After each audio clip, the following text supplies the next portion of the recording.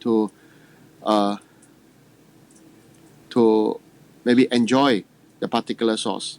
Maybe that person has never eaten beef in his own life, and the sauce is made out of beef, and so the person asks for tomato sauce. So in reality, there is no right or wrong. Ultimately, there's no right or wrong. Conventionally, everybody have their own truth.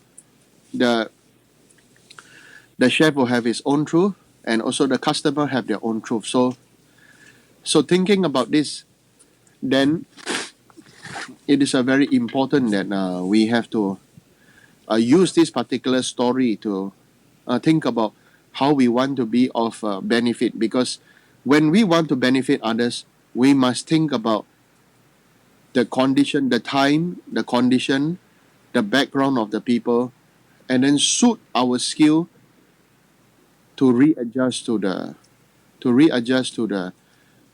condition and the situation of the people. So this is a very important.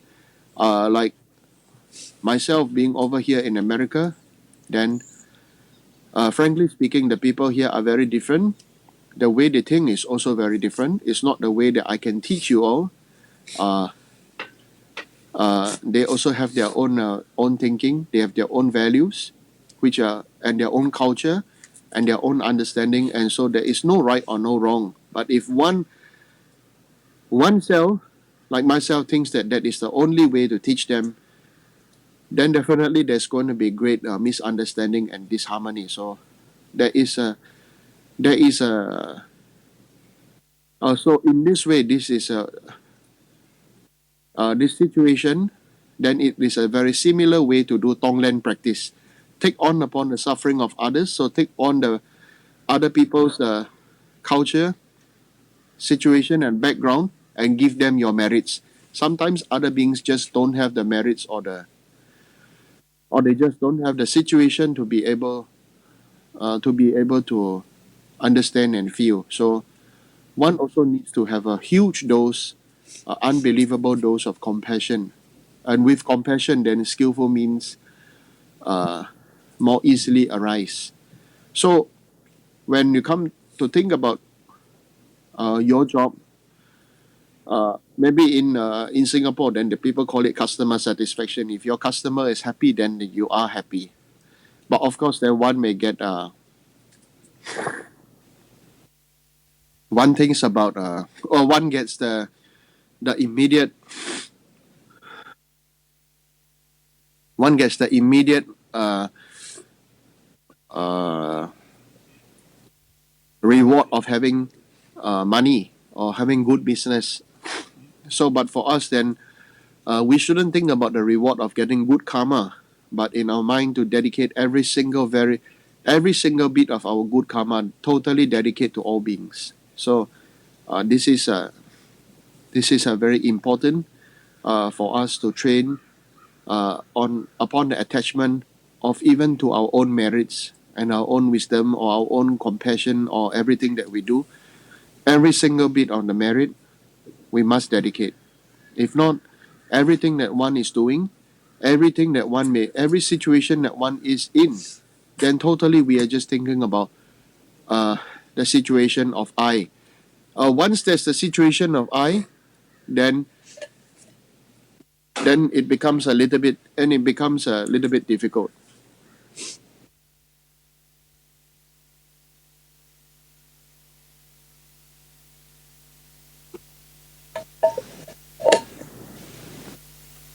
So to overcome the situation of I, it is a very important to think about the breathing in, and breathing out, taking in the suffering of all sentient beings and breathing out all blessings and happiness.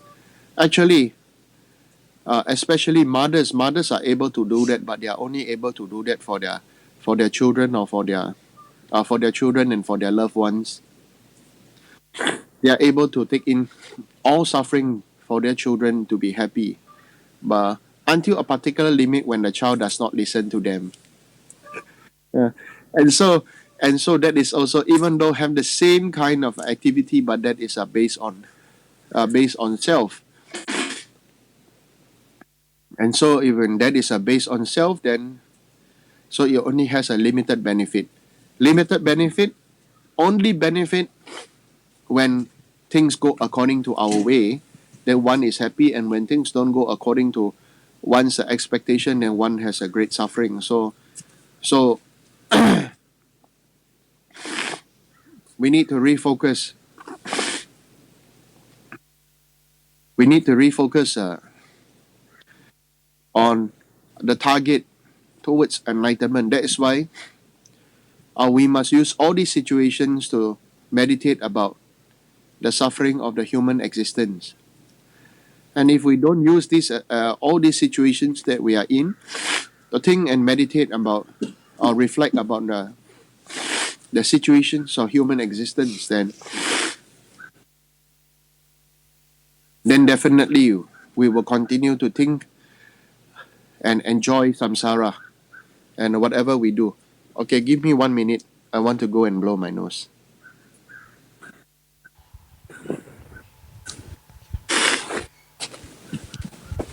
Thank you, Rinpoche.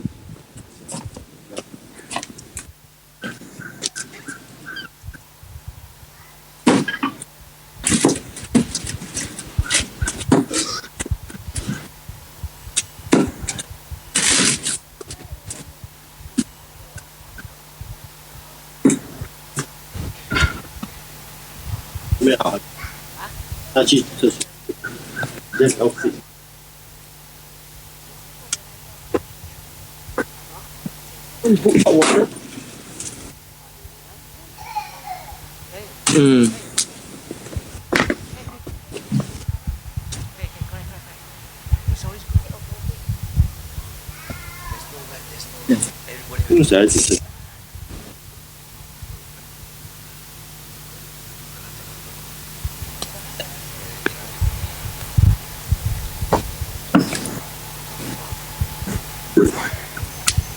OK，好，等一下我 mark 给你啊。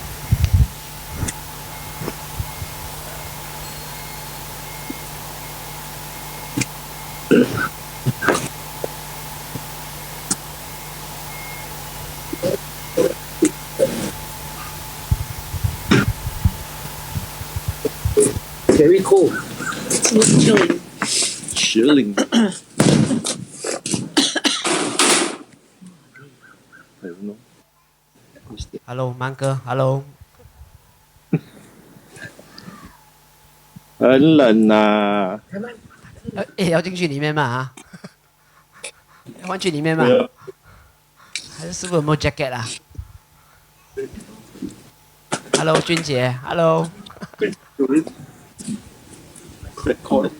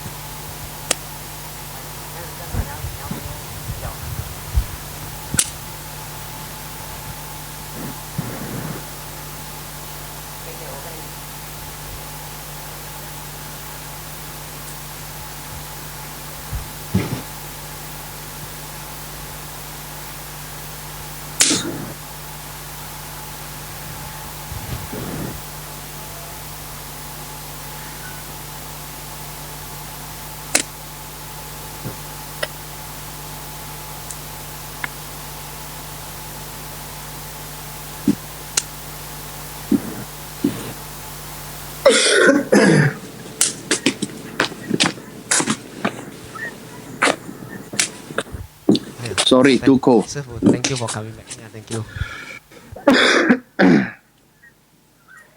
And so, to continue,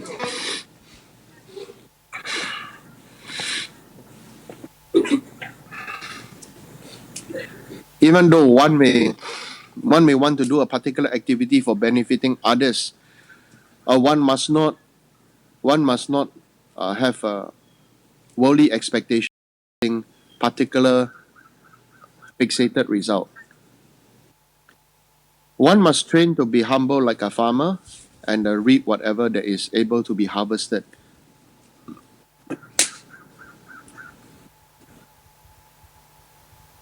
For example, if one does particular action to be of benefit for others, and then things that maybe other people may not appreciate, or maybe other people may not know how much one may have suffered to be able to do this and that for others and for you, then one becomes disappointed. And when one becomes disappointed, it's very easy for one to suffer from mental frustration or lung, or Chinese say headwind, 头风. And so the suffering is only experienced by oneself and not experienced by anybody else. So it is not beneficial at all to do anything with a particular expectation of things should and must be. So this is one thing that we must protect the mind. So the purpose of reciting mantra is also to say to protect the mind. Yeah, to recite the mantra is to invoke the body, speech, mind, and the activity of the idam of the deities, so as we are able to focus on the qualities and the activity of the Buddhas and Bodhisattvas, and not have maybe less chance of us to have a particular attachment to a particular results. For example, you just imagine how great the suffering the farmer will have if he grows an apple tree. Like, for example, behind me there's an apple tree. It will be a very great suffering if I have an expectation of all my apples to be bigger than, or all my apples to be the size of grapefruits, and all my apples to be equally sweet, all my apples to be of same color, same consistency, same taste. Then definitely one is going to have a great suffering, because uh, such is the nature of samsara. One must not simply just it's not wise to simply just to have expectations and not create the cause. And also, it is already shown by Lord Shakyamuni Buddha by action that he himself, he has come to this world and he has taught and he has gave the blessings and he has done so much for us. And yet, frankly speaking, for 2,600 years ago, how many of us have actually become enlightened? How many of us have actually become awakened and become great, maybe possible, become arhat and become bodhisattva? But frankly speaking, to attain full awakening, how many of us have already done that? Not to mention full awakening, even to say guru devotion, or even to say guru devotion, or even to say uh, to do our practice, to make the practice into. So there's a great suffering for many people because they say, I need time to do my practice. But that is not the point. The whole point is to make the practice into everyday life.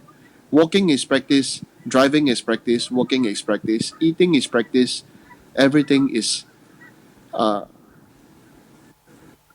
everything is practice or meditation. That's why Thekchen Choling is Chinese called 大乘禅师. So 禅师 means meditation temple. Everything has its moment of zenness, its moment of zen, its moment of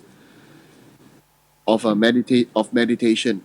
So we must train to apply, no matter how small, maybe even 5 seconds of meditation in whatever we do. One should rejoice and not think that, oh, I can only get 5 seconds. Why not think, oh, I got 5 seconds. Tomorrow maybe 6 seconds.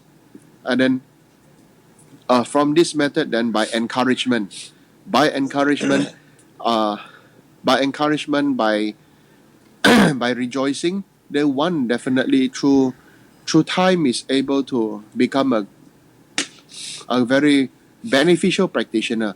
only a beneficial practitioner can become a great practitioner, not the other way around to be a great practitioner, because there is no such thing as a great practitioner, only a beneficial practitioner. Then automatically other people offer them the praise of being great. But even all praise and all blame, you see, I already taught before the eight worldly dharmas. These are the root causes for these are the situations of samsara. So even Buddha himself already show us, Lord Shakyamuni Buddha himself show us very very clearly that one must not have an expectation of having how things should be and must be. If not, then one will definitely suffer from mental frustration and despair. So we need to let go of mental frustration and despair. But we must also take note that mental frustration and despair is also a habit. Some people are habitually depressed, habitually mentally frustrated, habitually this and that. So these are all bad habits. So we need to then there comes the guru, because the purpose of the guru is to help us to see the strengths and the weakness in ourselves, and also to fortify our strengths, and to correct the weakness. So there's a difference. We must learn that there is a difference between discipline and punishment. There's no point in punishing. There's no point in punishing anybody, because there's no point. Because punishment brings about suffering, but discipline is to help children and disciples to correct from a habit, or it is a habit. There's no problem. One should always think that many many situations are habitual and not self-arisen problems. In this way, then our mind will be able to become softer, and we'll be able to understand that everything is transformable, and everything is changeable. So this is a very very important way for us to train, and not to refocus so much on the faults of other people. So it's very easy, like I said, it is a very easy for us to say that, oh, this person is angry, this person is angry, and this and that, because we are so used by the habit. We never say this person is happy and this person looking good, and this are very difficult to say from our mouth, but very easy to say from our mouth, to say, oh, that person is angry, that person is this, that person is that. Complaining, blaming, justifying is habitual habit from our previous life until now. That's why we are still swimming in the sea of samsara.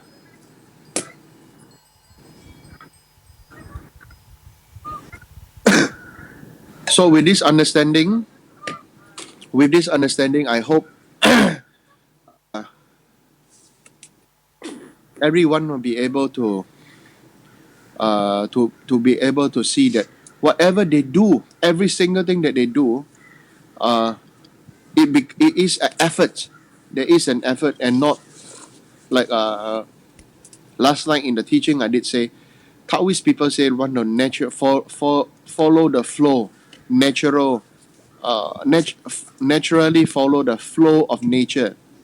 Well, even though that is not wrong, but it is a when we say if we follow too much the so-called flow of nature and not put in the effort, then somehow then our negative mind also naturally flows out. Our habit of thinking of this and that, habit of wanting this and that, everything comes out. So to want to do anything, so the flow of nature is the ground will grow, everything will grow from the ground, and it will become an unkept garden, unkept the situation will just become a forest or jungle. But if you want to enjoy a big free grass, a lawn, then it takes effort. It takes effort to weed out different kinds of other plants, and then just to maintain the lawn, to water, to fertilize, to mow the lawn. So this is something that one needs to think about. if follow the natural flow of nature, then it becomes the forest. But we must be wise to follow the natural flow of nature and to add in our effort. These both must blend. These two cannot exist as extremely on their own. They must join, blend together in one.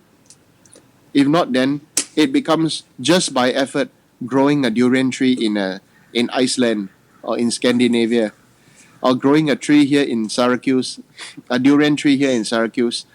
By all the effort, is almost impossible. Yeah, unless they have a heating and they build a tree house and they have a glass, what do you call, Greenhouse. greenhouse, a tall greenhouse with all the strong lighting and stuff like that. Then that may be possible, but that is an extreme. So one needs to know when to. So the best thing is without being an extremist or being in the middle path, one needs to blend both. One needs to blend both to be able to enjoy what is being most beneficial for all other sentient beings. Yeah. Thank you, Rinpoche. Thank you. 谢谢. Okay. Very cool. Anything else?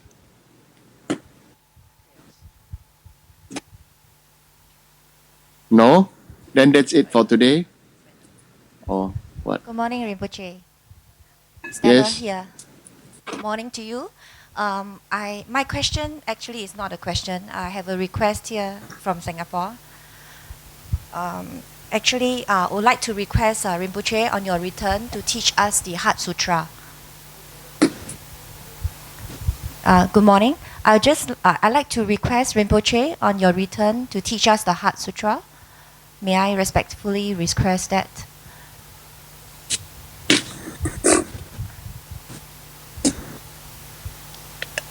I have a condition to teach you the Heart Sutra. Only those of you who have memorized the Heart Sutra, I will teach. Okay? Okay, thank you. Yes. Thank you, Rinpoche. So, I think there should be an effort on both sides. On the side of the disciple, on the side of the Lama. Then there's a meaningful convergence of auspicious conditions. If not, then it's always just listening, and then we think that you are learning, but sorry, you are not.